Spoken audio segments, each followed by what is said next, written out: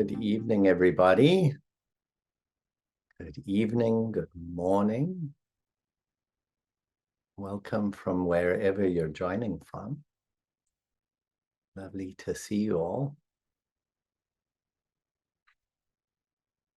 Oh, so many familiar faces. It really feels like a little community we got going here, hey? Really nice.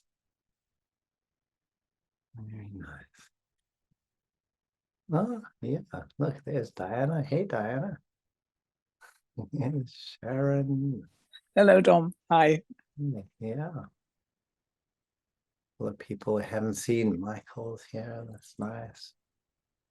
Richard, don't know. Have you been? I don't know if you've seen who's here for the first time, but I've just wave your hand. Okay. Lynn, hey Lynn, and Jim. Yeah, Jim. Alain, you too. Great. Well, welcome everybody. Yeah, so welcome to Dive In. I think many of you know I'm Dominic. I'm a Diamond Approach teacher, and I have this thing for inquiry, as many Diamond Approach people do.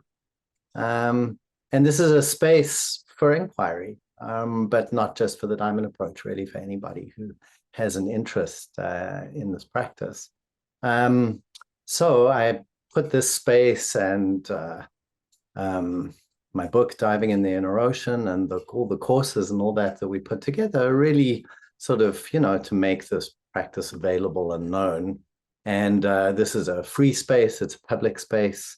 Anybody is welcome to come along.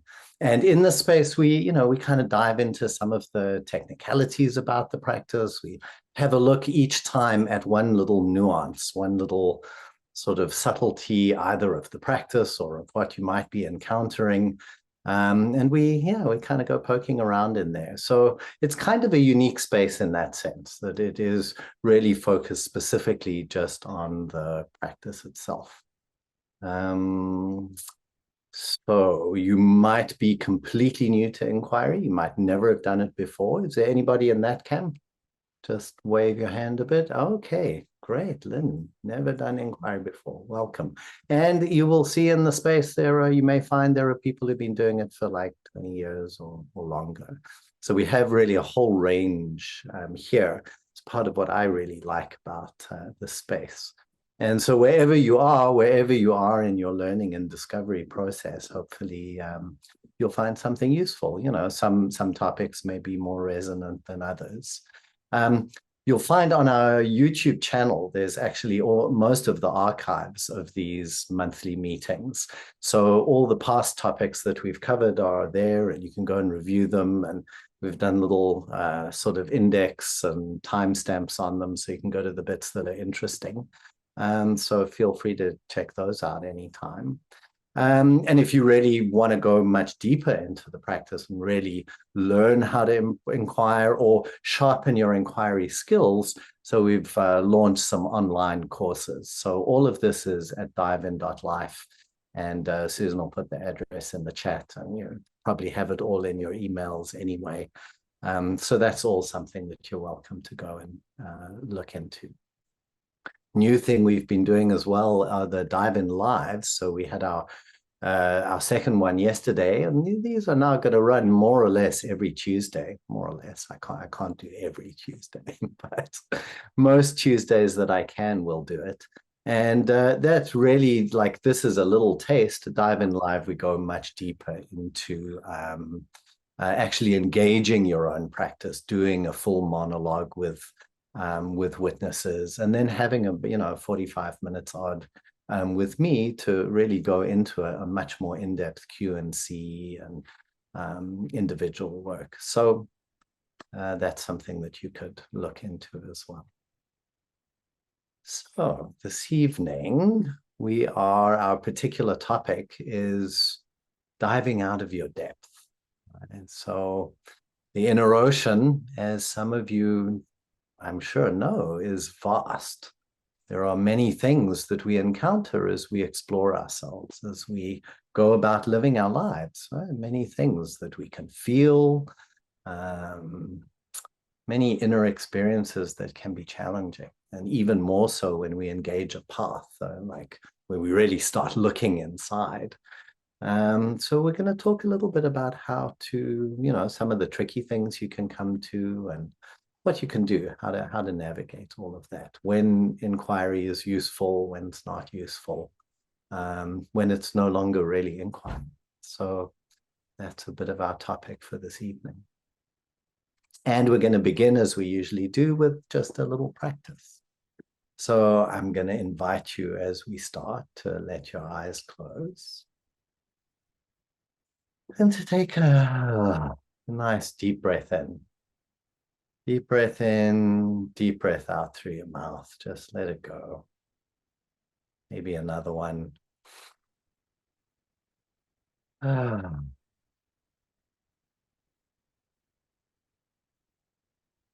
remember we always begin remembering that we're just kind of being friendly and interested in ourselves. Just kind of friendly, curious.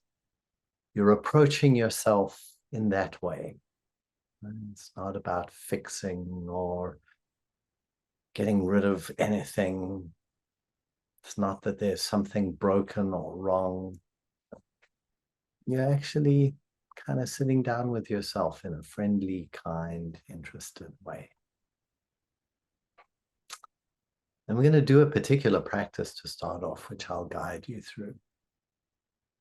So you want to let your attention, your sensing attention, come down into your right foot and begin to sense the actual sensations of your right foot.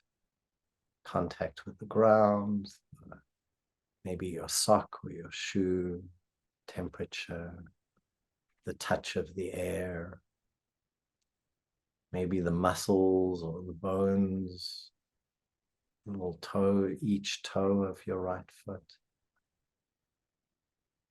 And then the whole of your right foot, from the toes to the heel. See what it's like to really get in touch with that, whatever it is that you're sensing there. Giving a few moments, a little bit of time for the felt immediate sensations to emerge into your consciousness. And then sensing your right ankle, the same way, like, oh, I wonder how's my right ankle? What can I feel there? What can I sense there? You can move your foot or your ankle a bit to bring more sensation if that helps. And then sensing up your right lower leg, calf and your shin up to your knee.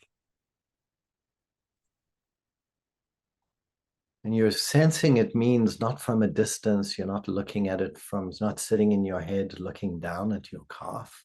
You're sensing the immediate sensations of your leg from the inside. That might be familiar to you. It might not be familiar, actually, to try and sense in that kind of a way. Sensing your knee, the kneecap, the back of the knee. And then moving up into the right upper leg, your thigh, inner, outer thigh. Whole length of that upper leg, from the knee up to the hip.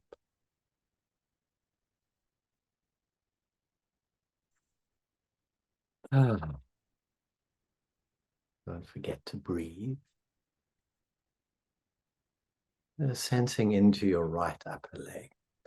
You may notice very physical things like the flesh or the muscle, the skin, the hair, aches or pains or twinges or pleasurable sensations.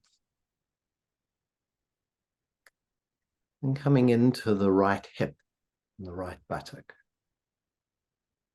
letting your sensing expand into that. Sensing the whole breadth of that support in the chair.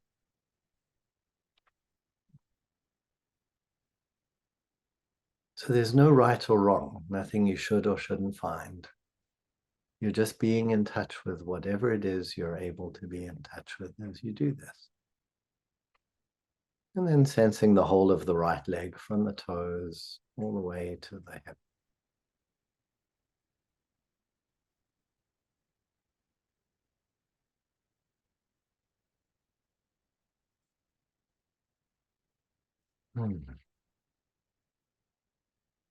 And then let your attention come to your right fingers, your right hand.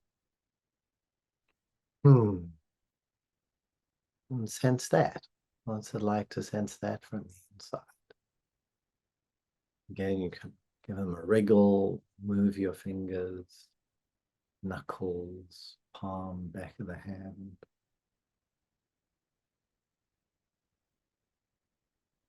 Like, does your hand feel fluid or does it feel stiff, achy? You might notice those kinds of sensations. And then into your right wrist and up your right forearm. Feeling this sensing, this embodied inner touching. Might not feel like much, might be to sense a little bit here or there. That's totally fine too. Maybe the pressure or the warmth where your arm is resting on your leg. Maybe there are patches where you don't feel anything at all. And that's also totally fine. You don't have to try and make something be there. Sensing your right elbow, and then on up your right upper arm. Just letting the embodied sensing fill up your right upper arm. It's as like every atom or cell is waking up with aliveness to whatever the experience is.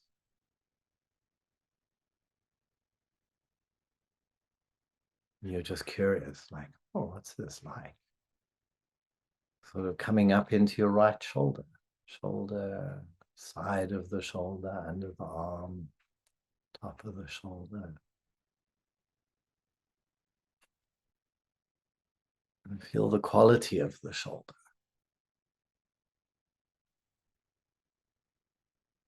And does it feel contracted or loose, achy or tight,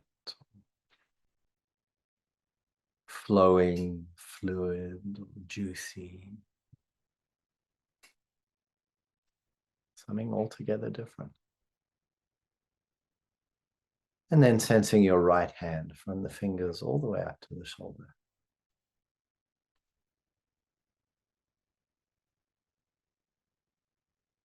So even this practice is kind of an inquiry, right? We're just open, we're just getting in touch. We're not trying to make anything particular happen. And yet, as we do it, all kinds of things do start to happen. You start to get in touch with all sorts of different experiences. And then let your attention move across to your left shoulder. And we'll go down the left side. Sensing into your left shoulder, guiding your attention around, placing it in this part of your body so that you can really feel it, really get in touch with it. And then guiding your attention down, your sensate attention down your arm, upper arm, towards your left elbow.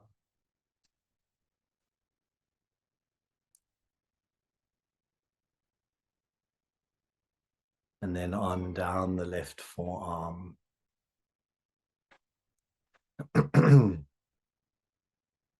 Sensing into your left forearm.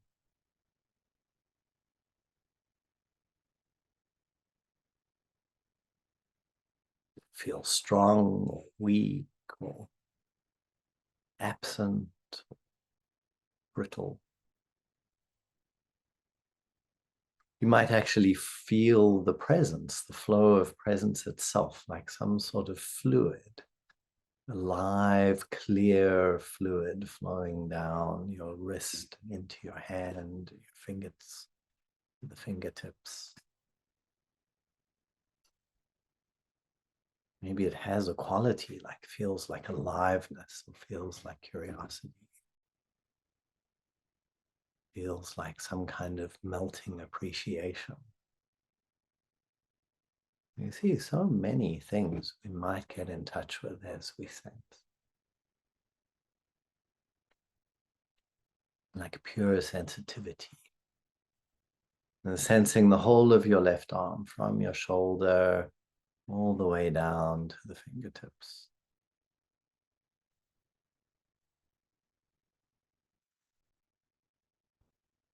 And then coming to your left hip, left buttock.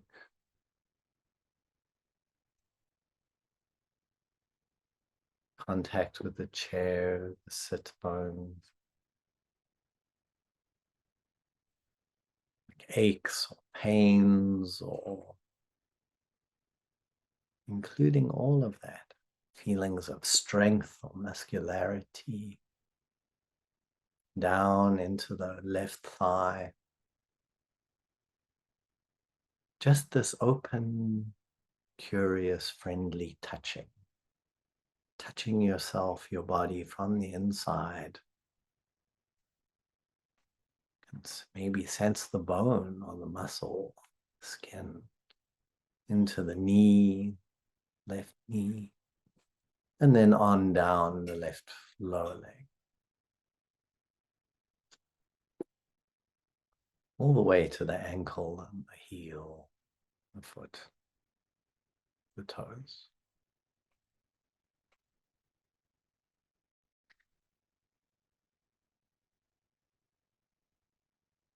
And sensing the whole of your left leg from the hip to the toes.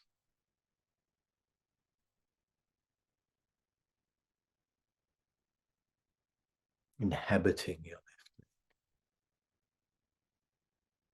So often in inquiry, we say things like sense into your ... whatever it is. So now you're sensing into your left leg. Like as you keep doing it, we keep getting ever more in touch with it.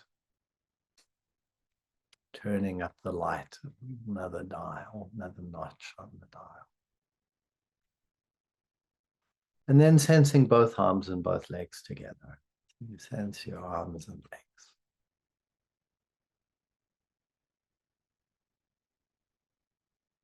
So sensing your arms and legs is very useful because you are rooting yourself in the now, in the moment, in what is actually here, in your immediate embodiment, in your chair, in your body, right here. And probably right here, right now, you're safe. Right? Probably in this moment, this is a good place to be. So you're sensing your arms and legs. Now I want you to add listening. So including the sound in the same way, including the soundscape, sounds of this meeting, sounds in your environment, your breathing. So you're hearing, you're listening to the sounds that are actually present, sensing the sound.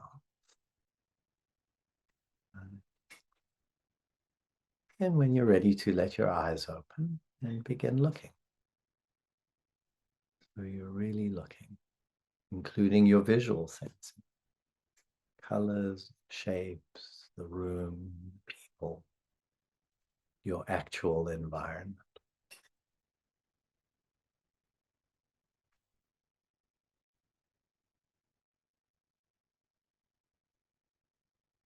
Sensing, looking, and listening. Yeah, it's a beautiful practice for getting here, getting present. You type one word into the chat, just a word or two into the chat, but just how that's affected you. Like, what's the impact of taking this time to sense, look, and listen? Settling.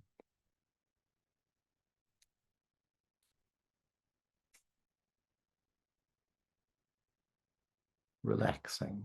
Raw presence. Pleasure. Sobering. Settled. Relaxed. Landing. Calming. I'm going to feel each of these words. Grounding. Calm. More settled. Flattening. Spreading. Right? This is the experience. This is what happens.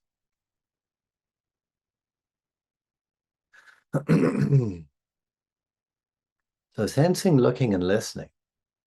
I've had many students say to me, when I introduce the practice to them, and when we do it for like the first while, they're like, oh, sensing, looking, and listening again. It's so boring, like watching the paint dry. One of my students actually said that.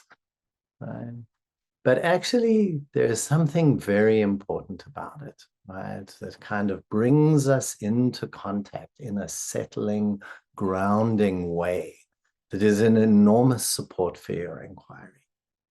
So inquiry, as you know, is entering into the waters of your inner world, of your inner ocean, entering in, opening to whatever it is that happens to be showing up for you, right? Whatever it might be. And it might be really beautiful, just like you go diving in the sea, you can see beautiful coral reefs or beautiful fish, dolphins. And sometimes it might not be so beautiful. Right? It might be really frightening. There might be a giant shark in the water, right? Or a huge big, the water might be full of tiny little jellyfish or spiky sea urchins. Right? There might be really intense waves and currents in the water, right? That kind of pull you out to sea or pull you down into the depths in a certain way.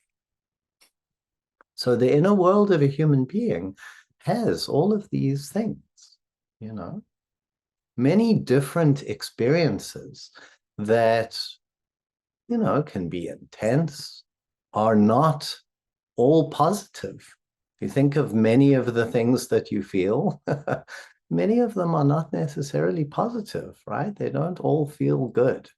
Any kind of emotional reaction, anger, frustration, sadness, need, boredom, anxiety, depression, hatred, right? All of these kinds of feelings that we can have, stubbornness, right? Like a lot of them don't just feel good.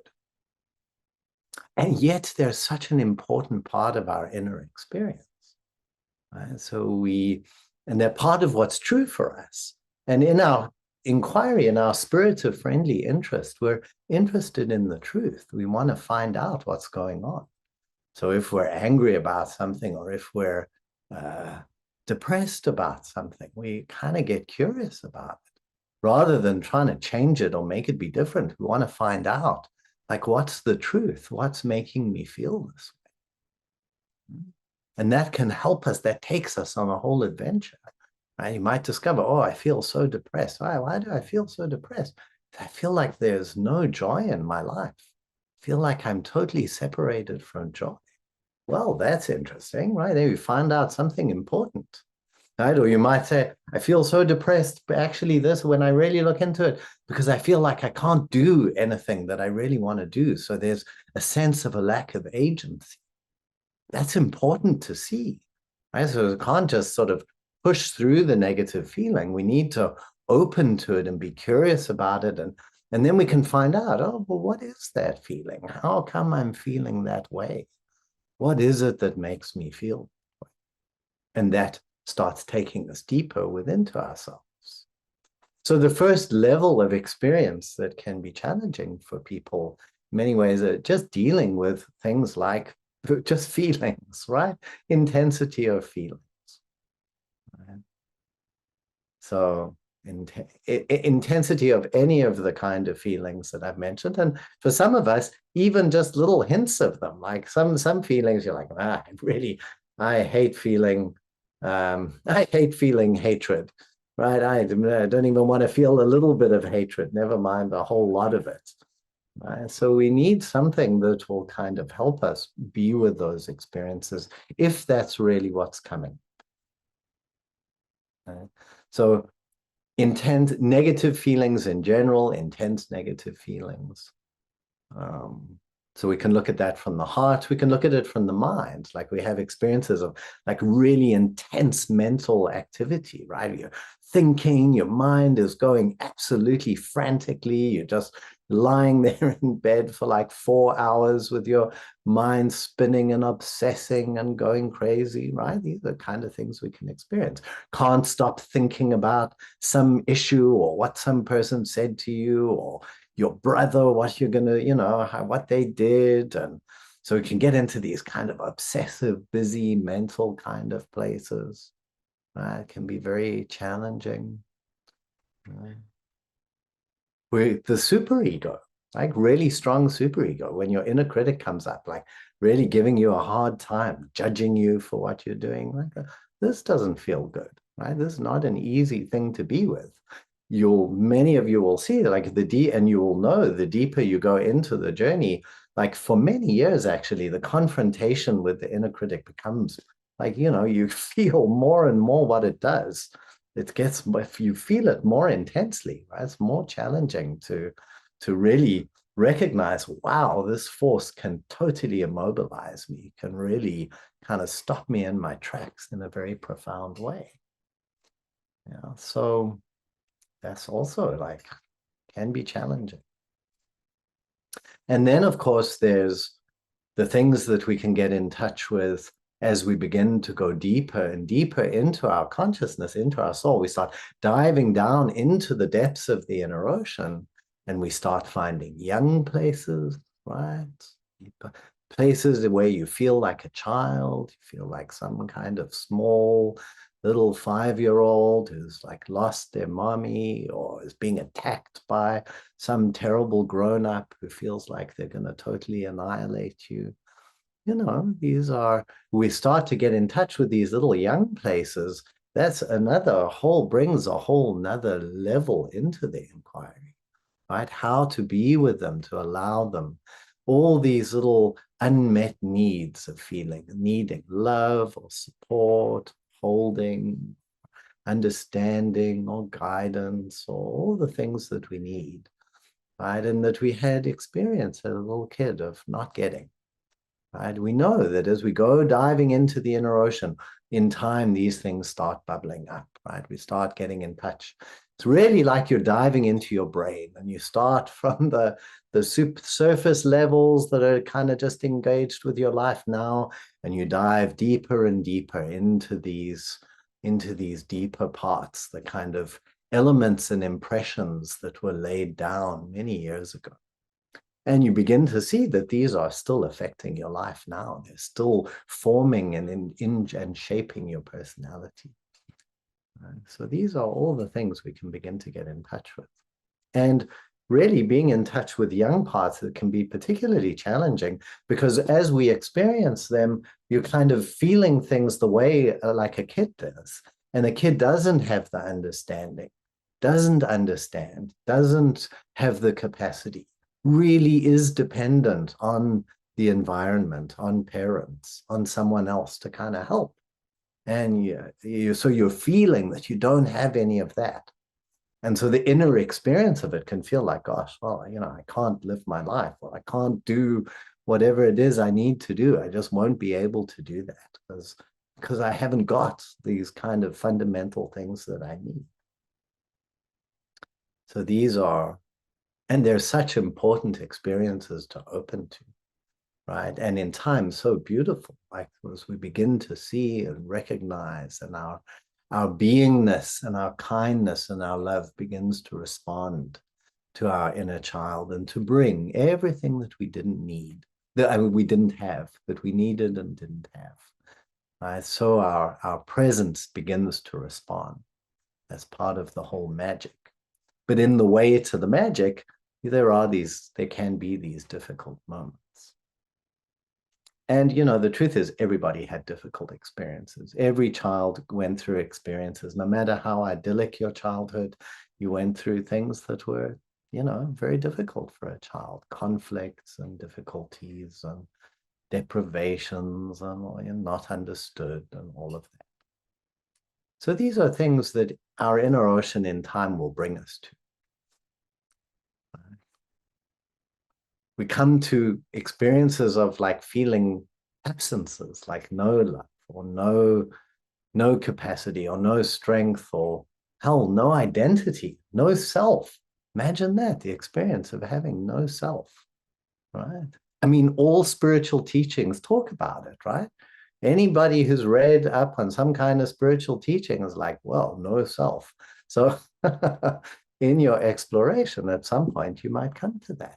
You have that experience of no self. And it all sounds like a great idea until you're sitting there and you're like, shit, there's no self here. I'm not here. There's nothing here. How am I going to live my life?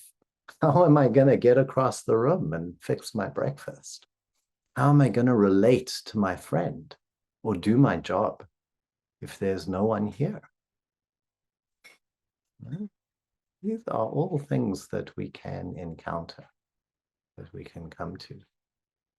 And it's not only the dark side that can be challenging, the qualities of essence, the beautiful qualities of our nature that we come to, they can also be challenging, right? Imagine there you are, you're just feeling this blissful love. You feel like the whole universe is blissful love and your nature is this love and all that kind of stuff from daily life. I mean, who cares about that? You hear stories about this, right? People who have these kind of realizations and spend 2 years wandering around in a park. They kind of drop out of their jobs and their lives and they sort of just live on the park bench for a while, or emptiness or joy. Feel so much joy and freedom. Feel so much compassion for the world. You just want to spend your whole life kind of taking care, responding to all the suffering in the world, like nurturing and caring for out of this huge kindness that you begin to discover within yourself. Or maybe you begin to discover like your determination and you become so that there's like such a sense of determination and solidity arising that you kind of feel like you're you're never going to be like soft or relatable to anyone ever again because you're just this solid, immovable kind of mountain of presence. So all of these kinds of things can happen. Our inner world can open up, and in the process of revealing its potentials, like many of these, you have probably encountered some of these things already, and as you continue in your journey, you no doubt will encounter more. And so the question is really, is it possible to get out of your depth? I mean, I've been here for ages saying, here, inquiry, it's a wonderful thing, it's an amazing thing, everybody should. Well, I don't quite say everybody should inquire, in fairness. I don't think it's quite true that everybody should inquire, but inquiry is very useful for many people in many situations. But can you get out of your depth? Can you get sucked down into a chasm that's not helpful? Can you get carried away by a giant squid in a way that, can wreck your life? Can you get stuck into some piece of your trauma from your history that then takes you prisoner and, really starts to mess with your life? Right? So these kind of questions, I mean, I think partly the answer is, it can happen. It is possible, right? And we have to learn how to be skillful with our inquiry. So inquiry is a process of learning about yourself, learning about your inner world, practicing with yourself to get to the truth. And the spiritual journey has always been known to be, I mean, if you think in many of the traditions, like it's treated as a perilous thing. It's described as a perilous journey, right? There's a perilous journey that we're a perilous undertaking, and it's often portrayed in terms of, like a hero journey and terrible monsters along the way and risks of death and all kinds of stuff like that. Right? So that's often how the spiritual journey is portrayed, kind of thinking of books like The Pilgrim's Progress in the Christian tradition, right? That sort of has some of that. And now we understand these things much more. We know that we're getting into our conditioning and our object relations and traumas, and we understand with our modern psychology and certainly in the Diamond Approach itself, the understanding of how all those things sort of weave together in the inner world and how to work with them. So like I said, inquiry is a practice of coming to understand yourself, to get in touch with your experience, to be curious about it, and to find out about its truth. Right? To really find out, like, oh, what's really going on for me here? What is this that I'm experiencing? So the first kind of test, you could say, the first test that you can ask yourself is, am I able to actually be with this? Am I kind of practicing with this experience? And am I able to be with my experience and be practicing with my experience? Or am I really just totally kind of lost in it? In other words, has the wave or the current of the inner ocean got me so much in its grip that it's just kind of dragging me along willy-nilly and I'm kind of just totally out of control? Or is there a sense that I can sense my arms and legs? I'm here. Yes, it's intense. Yes, it's a lot, but I'm here. I'm practicing with this. Right? That's the kind of question you can ask. Right? So if you're feeling some kind of feeling, like whether it's anxiety, fear, some memory from your past, and the sense of it is it's like it's so overwhelming that it kind of totally is going to totally overwhelm you. That's a good thing to notice, right? And if it feels like that, that really might be a moment to go, okay, hang on a second. Like before I just go charging in there, I'm going to sense my arms and legs. I'm going to give myself a minute here. That was a lot. What I just kind of poked my nose into there, that was a lot. So let me go gently, right? If I don't have to go guns blazing, force myself into something that feels like too much, what if you can really take your time? This might mean you get up, walk around, go outside, make a cup of tea, right? Give yourself some time to, sense your arms and legs and to be here now, to include the immediacy of your immediate experience. The fact that you are here now, practicing as an adult, right? So you can give yourself time for that. You really can. And then you can go, okay, when you feel ready, you're like, okay, now I feel a little more ready. Let's go and see what that was. You might find your curiosity starts to come up a bit, like, whoa, that was one hell of a superego attack. Right, let's go and see. I wonder how come that was so intense and that was getting me so strongly. Right? You can get curious. Or, wow, that was like some massive grief that I just stumbled into there. Wonder what that is. Now I can come and kind of taste it little by little. So part of the skill then is kind of learning to titrate your experience. That's a word they use a lot in trauma therapy, right? To kind of let yourself take bite-sized chunks that you can manage, right? And what you'll find is as you do that little by little, your capacity expands. You're like, oh yeah, I can actually do that. I didn't know I could do grief like that, but I can do that. I can feel that. I'm still here. Yeah, I went into it. I learned something about it. It unfolded a bit. I feel something like some kindness or some perhaps arising. And I recognize the child in me. I'm not totally lost in it, but I can be here with it. And those kind of experiences are invaluable because each time that you take a step into it, you go that little bit more and you allow it and you see that you can tolerate it and you can discover something more about it. And it does unfold a little more. Each time you do that, you're building your confidence. You're building your basic trust. You're building your sense that, oh, okay, this is okay. It may not be my favorite thing. It might be really intense and difficult, but it's okay. I can let it happen and I can go with it, right? So it's like you're learning how to swim in the strong currents, but in such a way that you're actually growing in mastery.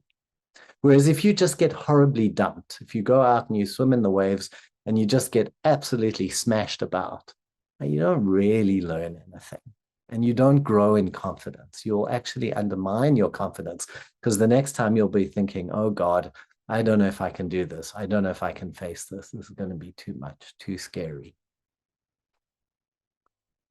So there's something really wise about letting yourself take your time. There's no rush, there's no pressure. In a sense, your own courage and your own curiosity will grow and will tell you exactly when. Okay, yeah, sure, it's scary. Yeah, sure, I don't know if I want to do it, but actually, right now I do. Right now I'm ready. Right now I'm going to do this, even though I'm quaking in my boots. Yeah. And there's a difference between that moment and the moment of, okay, well, I'm just going to jump in here willy-nilly and, you know, totally lose myself. So really it's, this is not relevant every inquiry. It may not be relevant most inquiries, but there will come those times every now and again where this might feel important and worthwhile. So titrating the experience, going slowly, sensing your arms and legs. It's in those moments that you will recognize the importance of sensing your arms and legs. You'll go like, oh yeah, okay, all of this is going on and I can sense my arms and legs, right? I can give myself there's something here that is not just completely lost in the experience, but is sensing my arms and legs. Taking a break, going for a walk, getting a cup of tea.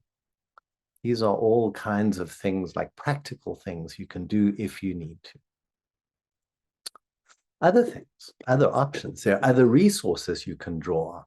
So often having another person to inquire with can be a great support. Right? Phone a friend, right?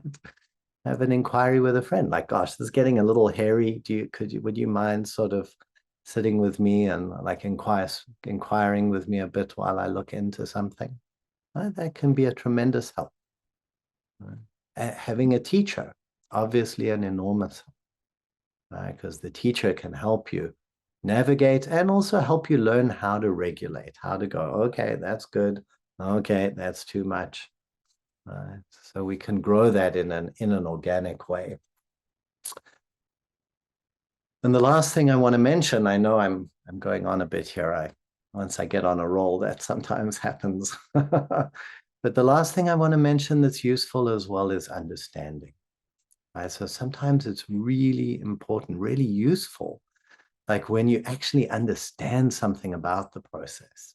And that's where something like the teaching of the diamond approach is useful. Like if you have the understanding, oh, there are these things called holes, these horrible experiences where I feel the absence of something like no love or no joy or no strength or no whatever. Having that understanding is hugely helpful because then when you come across that experience, you're like, oh my God, I feel no strength at all. I feel like a noodle. Instead of going, oh my God, it's a terrible experience, something is wrong, part of you goes, oh yeah, I read about this. Like this is a thing actually. Yeah, this is something interesting to explore, right?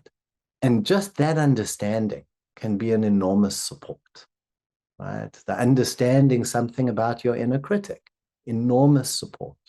Understanding something about the childhood structures that we find in the inner ocean, different qualities of presence, understanding that there's things like emptiness. Okay, so you come to an experience, oh, it just feels like nothing here, right?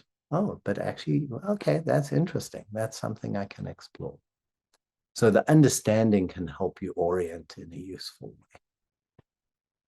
And of course, the last category are just when actual terrible things happen in your life. Losing jobs, relationship breakups, losses, the actual stuff of life that can be so challenging. And, you know, spend a lot of time in South Africa, a very violent society, right? People get shot, terrible things happen.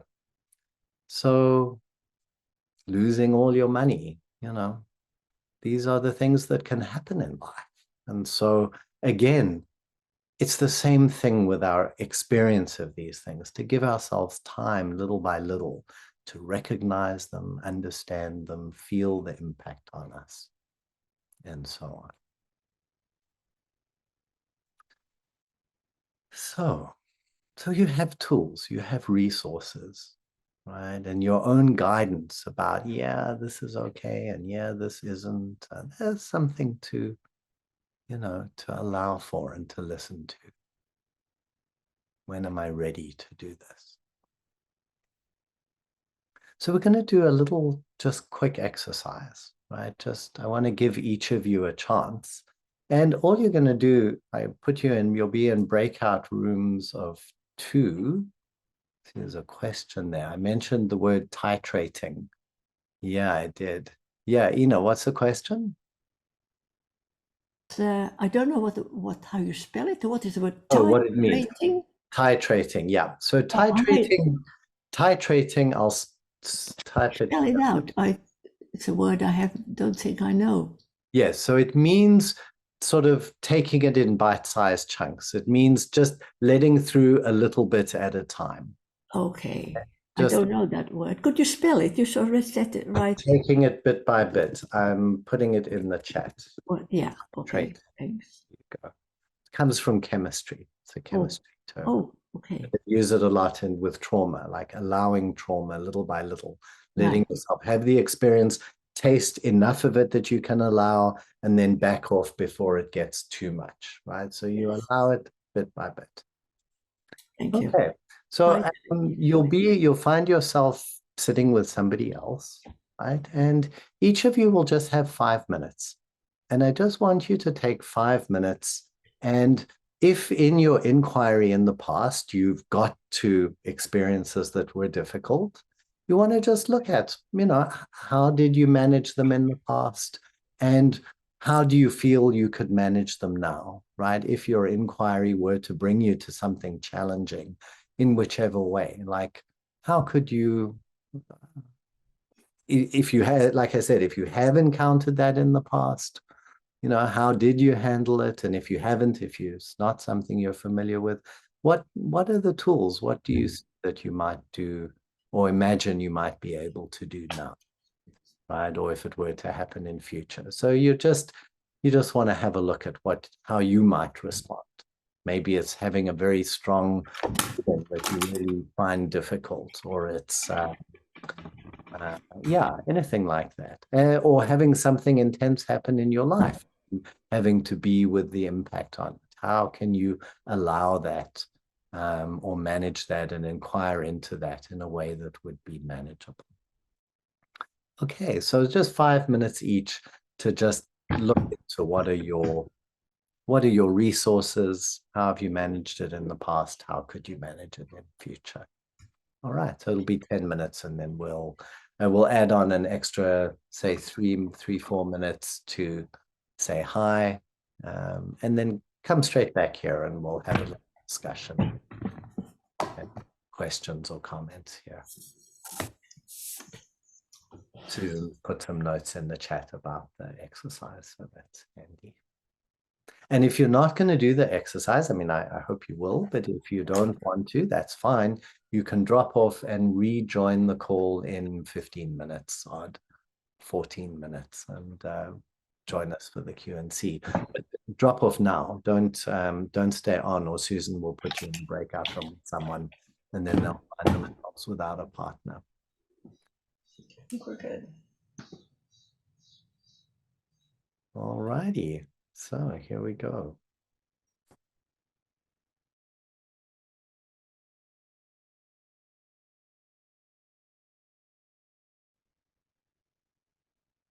So welcome back, everyone. I'm curious. Let's see what questions we've got. Questions or sharing, comments. Curious, anything. How is it to contemplate this?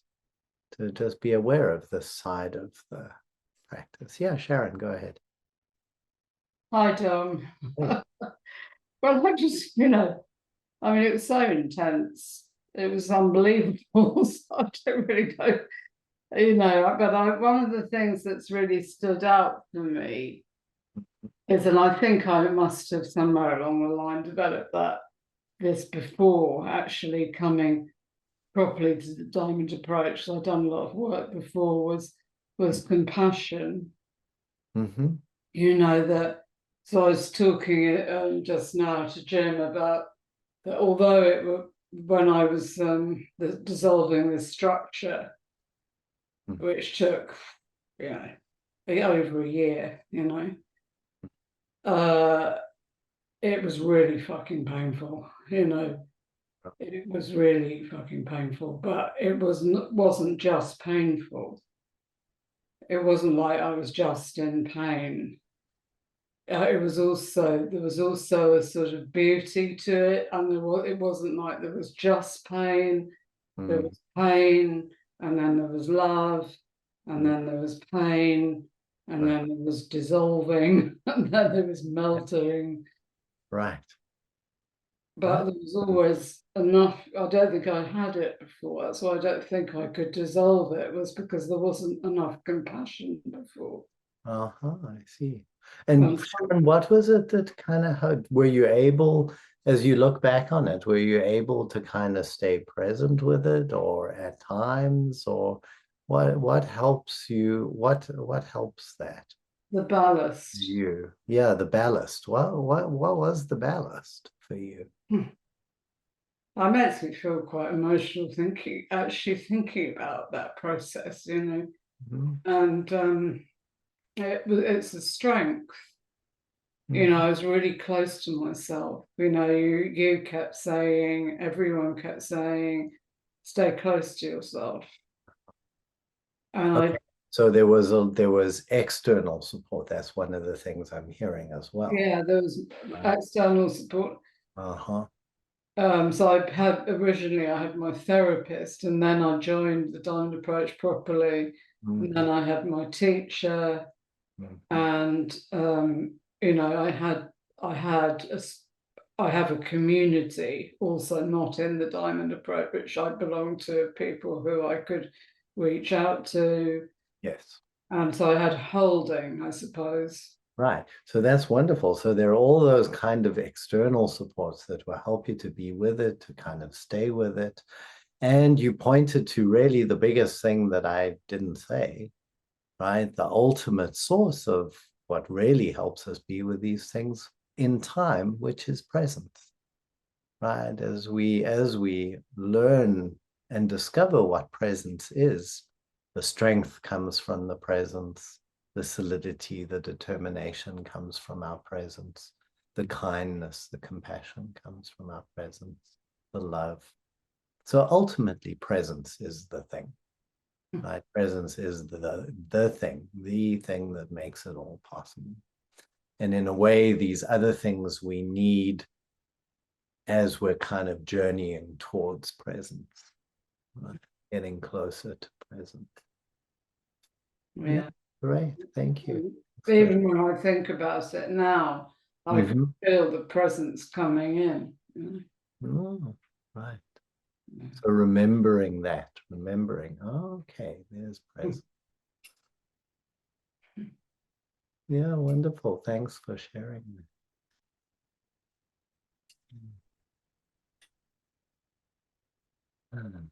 Yeah. Yeah, Miranda. Hi. Hi. Hi. Hi. I found a different kind of problem, and I think my inquiry partner was sort of quite similar in a way, that I don't get overwhelmed, or at least I'm not aware of being overwhelmed during an inquiry. And I don't have enough ability to protect myself emotionally to notice if I need to stop. So I just keep going. I just bash on. And I've had an experience recently where so I unpack all this stuff, and then I need to digest it. I need to land it. And if I don't have enough time and space to do that, you know, if I'm hemmed in by people and things and things going on, that caused a huge amount of stress and distress. So I guess maybe I bit off more than I could chew. So yeah, not very good at regulating that. That's very lovely, though, what you're saying, what you're pointing to. So another thing that we need, right, is actually like digestion time. So that's great. Like, as you say, it's fine in the experience, you know, you're just barreling along, exploring away. And then sometimes it's only in retrospect that you kind of go, whoa, okay, well, what actually was that? Or you, like, I mean, if you're doing the diamond approach, you go on a weekend, you have an intense weekend, and that can leave you with a lot of intense experience to kind of digest little by little.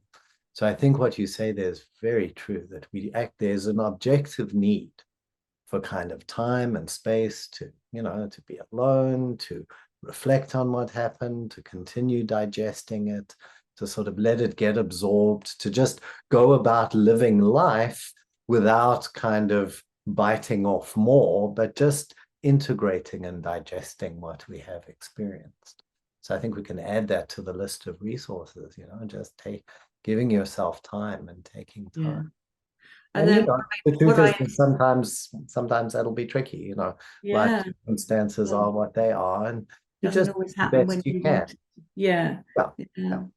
And what I instinctively do is I go off and try and research, read, find other people who have the same thing, to try and contextualize it, and maybe try and distill it down, and then maybe go back and inquire again in a more precise way.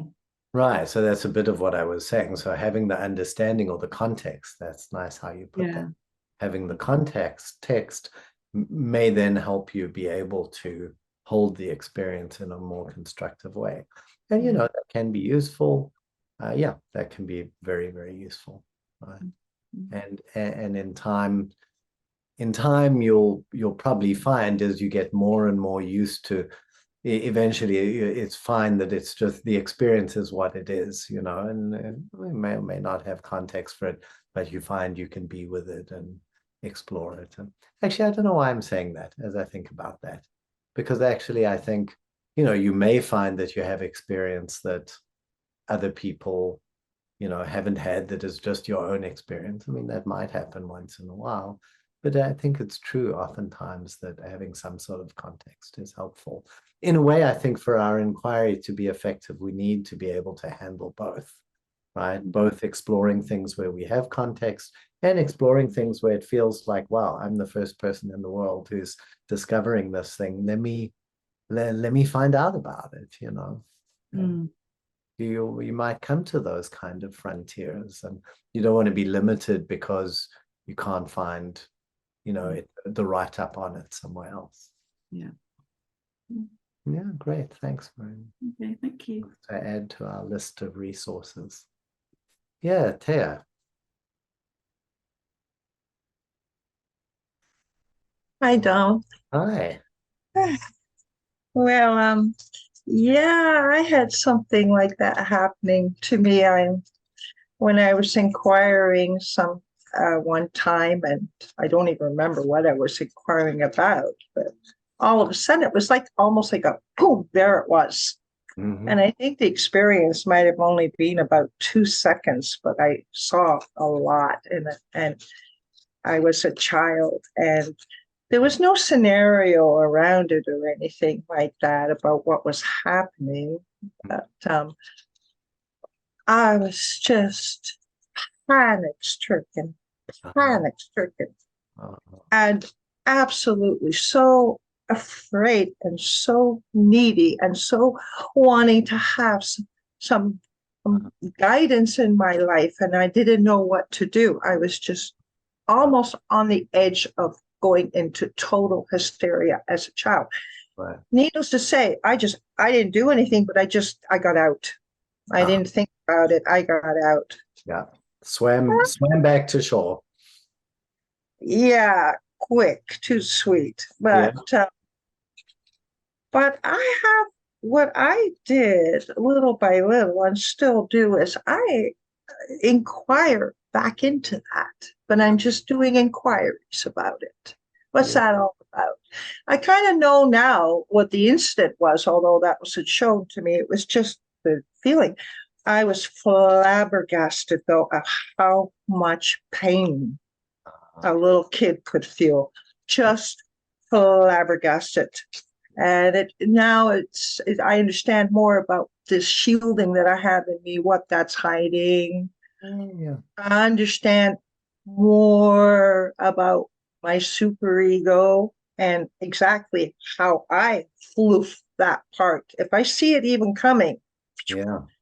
Beautiful. And it has just changed me so much that I'm beginning to realize now that I'm beginning to really, really respect that child. And I want to know everything about it. I'm beginning to fall in love with that child. Oh, yeah, this is wonderful. The strength, because I see that my structure came from those incidents. Yes.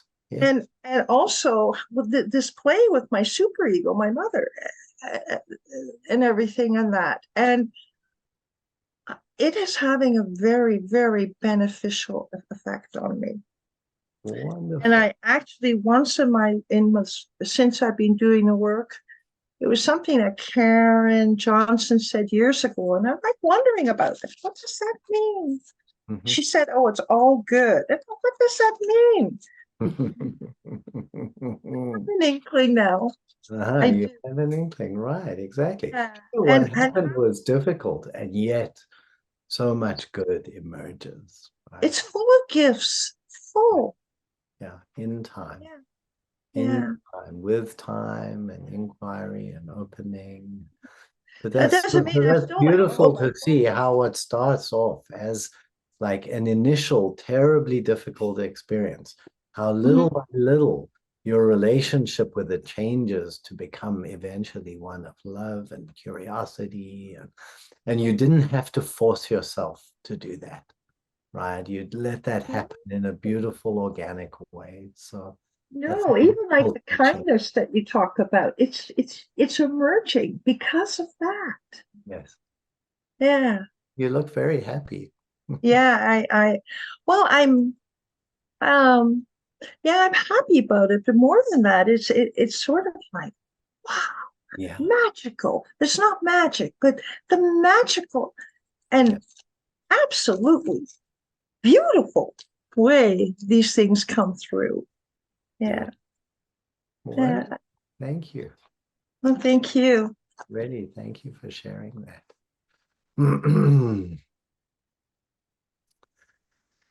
Yeah, John. Go ahead, John. Hey, Dom, how you doing today? Yeah, great, thanks.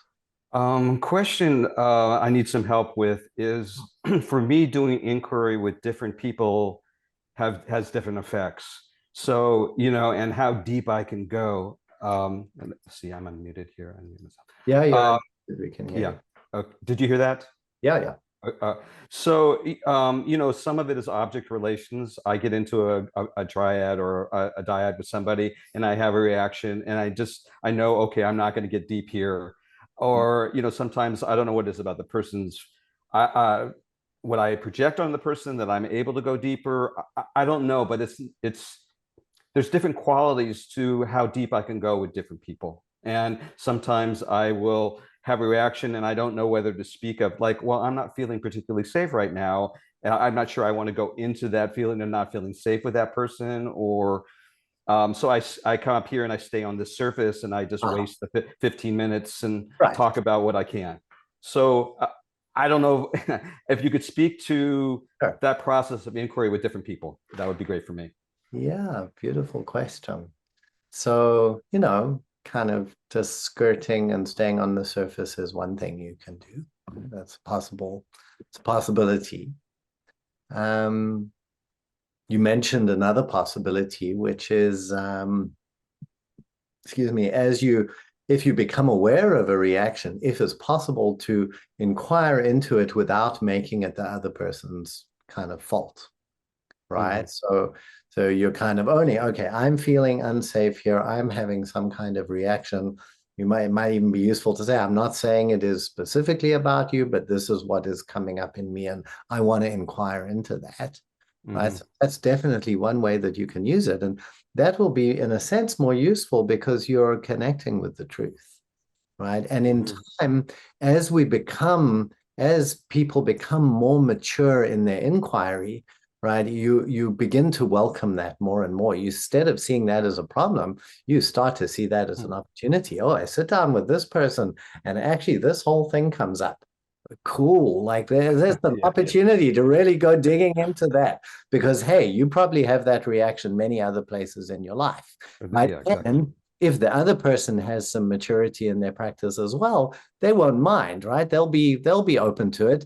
And better still, if they do have a reaction, that's for them to inquire into, right? So the difference is if you act it out and make it their fault. So then it's a whole nother thing, right? I mean, unless they are actually doing something inappropriate. So if the person is like butting into your inquiry or doing something inappropriate on screen or, you know, anything like that, there's a different thing and that you can deal with. But if you are clear that it is just you having some kind of reaction to them, which, you know, may or may not be something specifically about them, it means that there's something about them that is at least close enough to something that triggers you to kind of trigger something, is a great opportunity to really, to like take the bait, take the exploration and find out about it. Yeah, in a way, it's a gift too. Right, in time. When there's a nice, mature, inquiring community, it's gifts, right? Like, oh, done. And right now, like, I usually like this person, and right now I just feel like I want to kill them, or I just feel totally judgy about them. Like, what the hell is wrong with them? I mean, that is all, that's coming from places within you that are just so valuable to look into. Or I feel like I love them so much, right? Well, what's that about, right? You can explore that too. Yeah, and I think that the operative word here is the mature community. I think sometimes I don't trust, and that's my issue too with trusting the community, or to be that holding, and that's worth an inquiry too. I mean, exactly, you know, exactly. So right there is just an inquiry. You can say that. Well, I mean, again, without saying I don't trust you, you're not a trustworthy person. It's a whole nother thing to say. Wow, I notice like I'm not feeling, you know, I'm not feeling safe here, or some part of me is not feeling safe here. And I'm not saying it's about you. This may be just my reaction that I'm having, and I'm curious about it and I want to explore it. Right. So do that. All right. Thank you, Don. Great, John. You're welcome. Yeah, sure.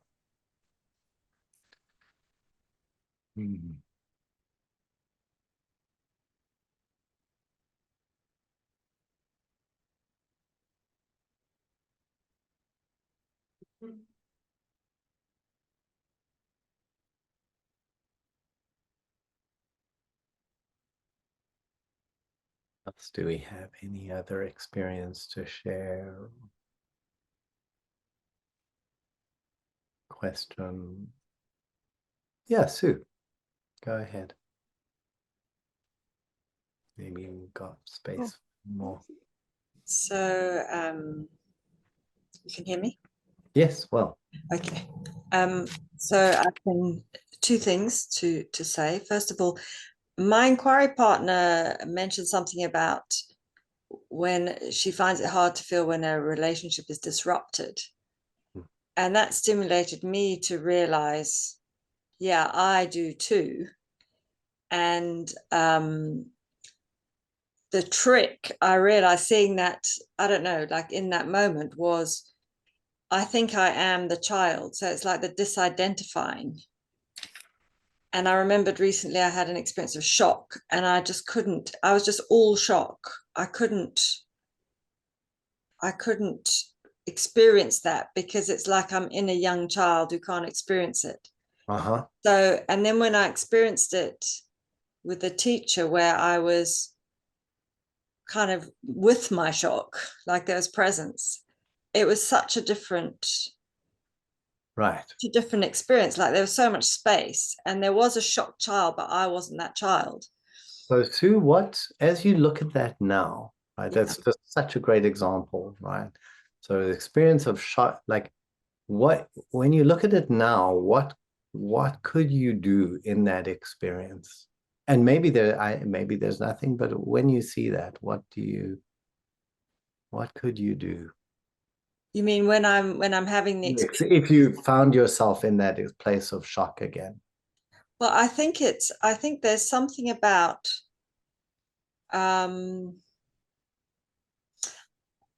widening the space or you know, just kind of, I mean, it's just, maybe it's remembering that this isn't all there is, or some kind of, like, I'm not sure, like there's something about disidentifying. So if I say to myself, you know, become bigger, reach out, something where, and then the shock's in a bigger space, some kind of mental orientation maybe. What about sensing your arms and legs? That doesn't really work for me. Okay, so tell me about that. So how come that doesn't work, or what makes that? I don't know. It's more like if I go generate presence, that would work.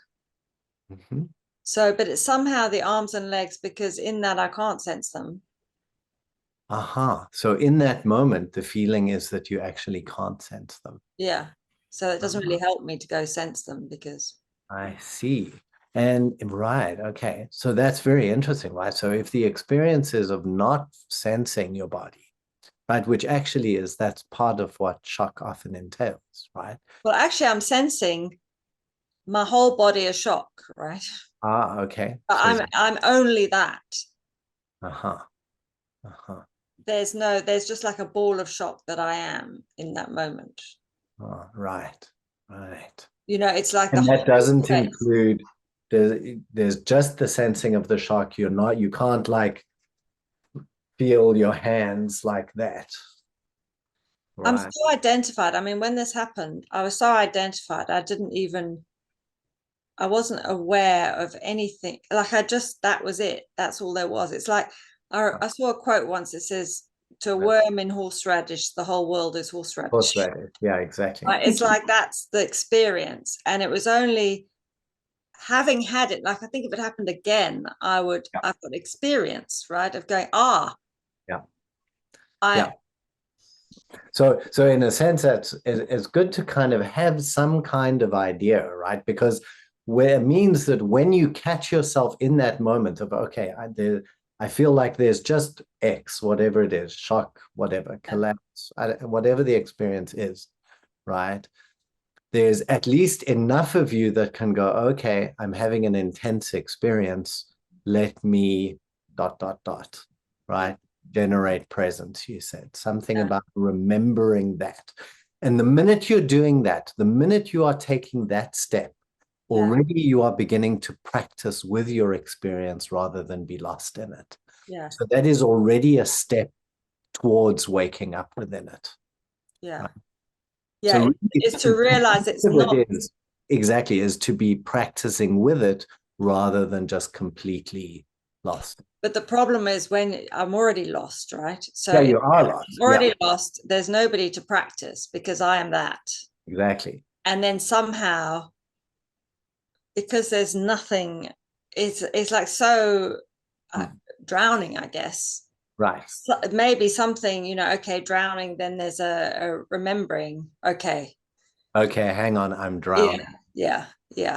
Exactly. And that's why talking about it like this is useful. Yeah. Because it just means that there's something in you that in everyone that when that experience happens, even if it's just enough to go, okay, hang on, I'm drowning.